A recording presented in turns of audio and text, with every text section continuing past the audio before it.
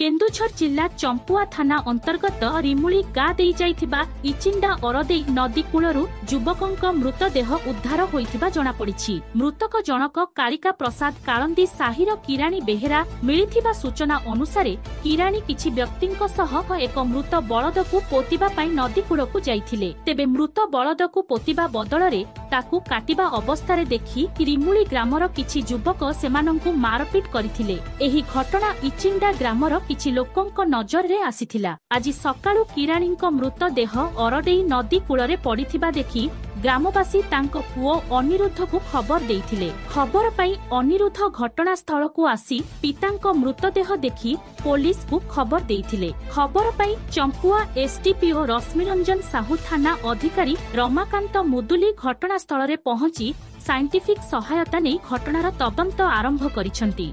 केन्दुझर जिला चंपुआरु प्रदीप कुमार महांतंक रिपोर्ट श्रीक्षेत्र न्यूज।